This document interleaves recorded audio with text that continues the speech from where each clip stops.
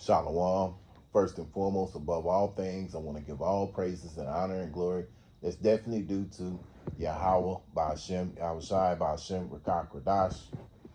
I'd like to give a special double honors to our elders and apostles on down at Great Millstone. Peace and salutations to the elect. May the blessing of election be upon your household, on you sincere brothers and you few sisters out there that listen and take heed to the message. And lesson for today, patiently waiting on Yahawah BaHashem Yahawashi. And Lord willing, I hope and pray that this will be edifying. So, yes, we are patiently waiting on Yahawah BaHashem Yahawashi, man. You know, sometimes we, in the life that the Lord has chose us to be in, our lots, it can be very difficult. But knowing that, as they say in the world, the best is yet to come. And we know the best is yet to come for the Israelites, you know, being in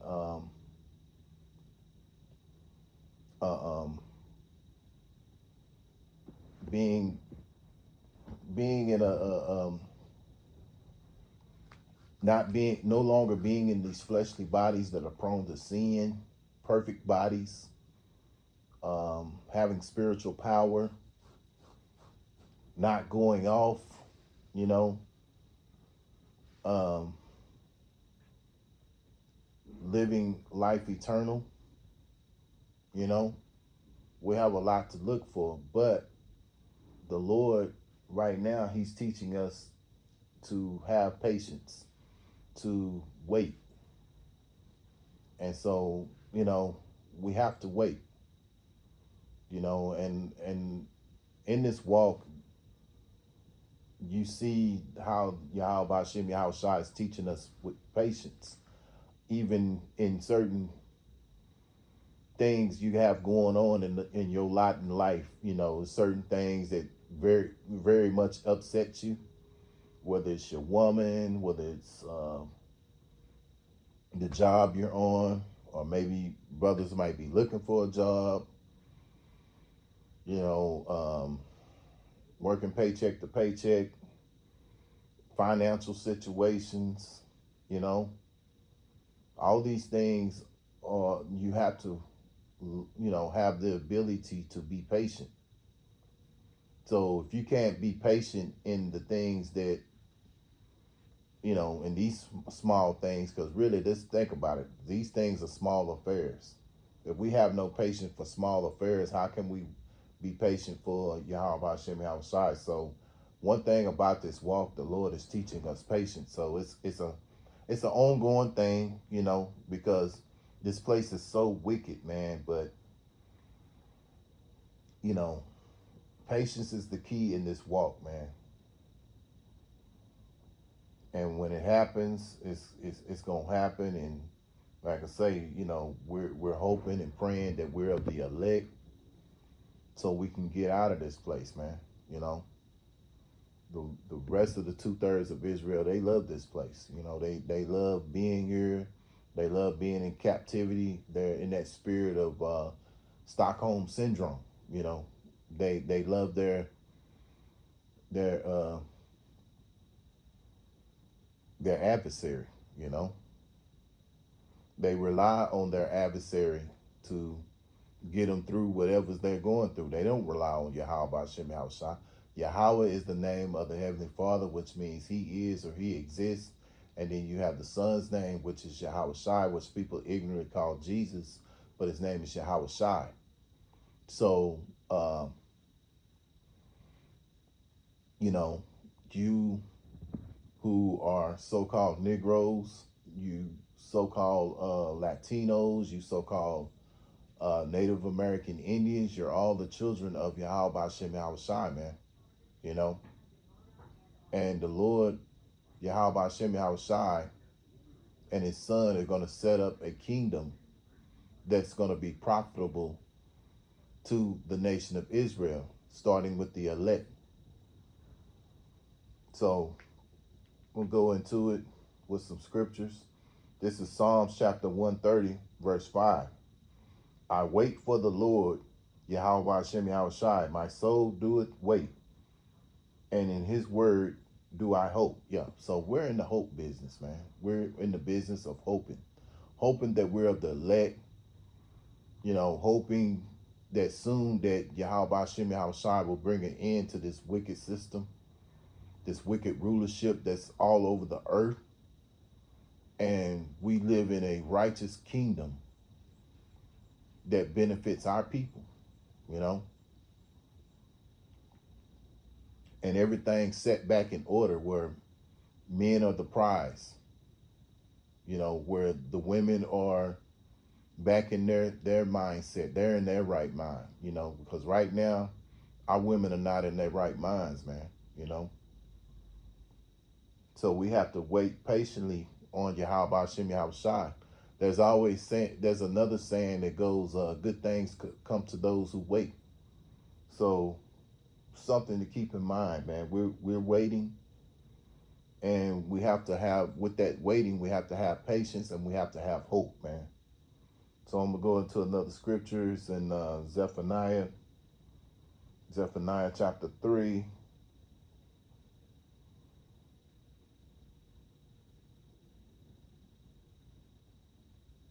And let me see here. Oh, okay. Zephaniah 3 and verse 8. Therefore wait ye upon me, saith the Lord, YAHAWASHI, until the day that I rise up to the prey. For my determination is to gather the nations, that I may assemble the kingdoms, and to pour upon them my indignation, even all my fierce anger, for all the earth shall be devoured with the fire of my jealousy. Yeah, so, it's all about waiting on YAHAWASHI when, until he rises up to the prey. Till he says, hey, enough is enough. But he has a set time and a day that he's going to do that. In the meantime, we have to wait. And who are we to, not be patient? There's all kind of different ways, even though we're suffering in the flesh, going through what we're going through, where those who serve YAHAWASHI, the Lord,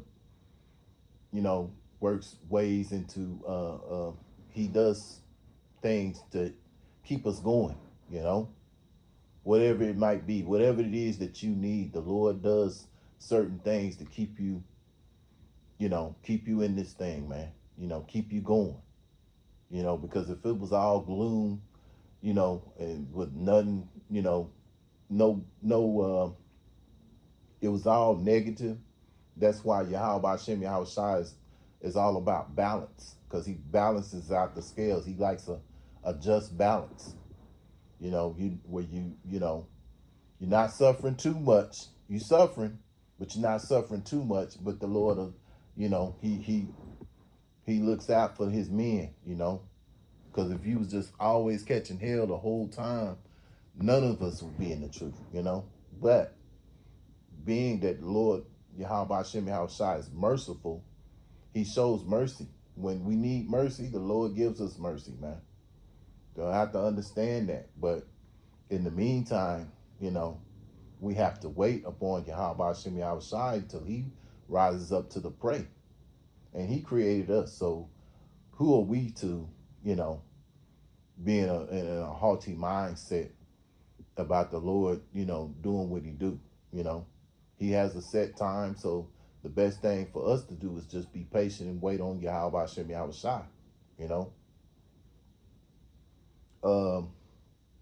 And the Lord's going to assemble these kingdoms, beginning with Esau, Edom, and these other nations, because they have been complicit with our downfall as well. Now, Esau is the top dog in doing that, bringing our people down. But these other nations, they have been complicit too, because they went along with it. So the Lord's going to take care of them too as well. Judgment comes for them too, because they're going to be slaves along with Esau. Esau going to be the main slave, in our kingdom.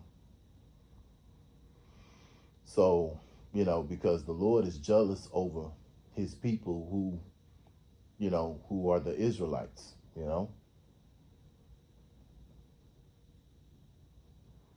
Um, you go to another one. I believe it's 1 Thessalonians chapter 1. Oh, Salakia, I mean 2 Thessalonians. 2 Thessalonians chapter 1 and verse 6. Seeing it is a righteous thing with YAHAWASHI YAHAWASHI to recompense tribulation to them that trouble you. Yeah, so Esau Edom, beginning with the wicked elite of Esau Edom, have been giving us tribulation for a long time, man. They have been troubling our people for a long time in all different ways. There's certain things that come out on the internet, but then there's a lot of things that this man has been doing behind the scenes that we don't know nothing about. This recently, there's been talk that Esau is putting human remains in the food. So, and it's not surprising because the scriptures do say that we would be eating the foul food amongst the heathen, roughly paraphrasing. So, this food is defiled, man. No matter how, healthy you try to eat, where you go, whatever, all this food is defiled. That's why we have to pray over our food, And so, at the end of the day, it's Yahawah BAHASHAM YAHAWASHI that keeps us alive, that keeps us going, man. Because if, we'd have been sick and went off to the spirit world a long time ago if it hadn't been for Yahawah BAHASHAM YAHAWASHI, the way this man has poisoned the skies, the food, the water, everything, the clothing, the cars, the vehicles that we're in to get to and fro to where we're going. All these things have been used as a weapon, man. So this man has brought great trouble to our people. And so now the Lord is going to recompense and bring judgment upon him to where he's going to be made a slave in our kingdom, along with the rest of the other nations, because they were also complicit in our downfall. But it's going to be even more harsher upon Esau, because Esau's been the one that's, he's the ringleader and he's the ruler over the earth, as it said in Job chapter 9 and verse 24. So I'm going to close out here with Revelations chapter 13 and verse 10. He that leadeth into captivity shall go into captivity. He that killeth with the sword must be killed with the sword. Here is the patience and the faith of the saints. Yeah, so Esau, Edom, led us into captivity, and all this trouble started way back when Christopher Cologne came over here in 1492. The things he did to the Northern Kingdom. Then turn around, you got 1619 when they started up the first transatlantic slave trade, and put the Southern Kingdom into captivity, and he was given the gift of the sword. By thy sword ye shall live. So now that same sword that he's using to rule over the world, is going to be used against him, and him leading our people, the Israelites, into captivity, talking about the Southern Kingdom.